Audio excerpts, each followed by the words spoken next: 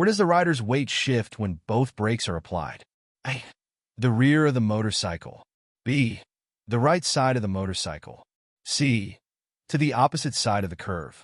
D. The front of the motorcycle. The answer is D. The front of the motorcycle.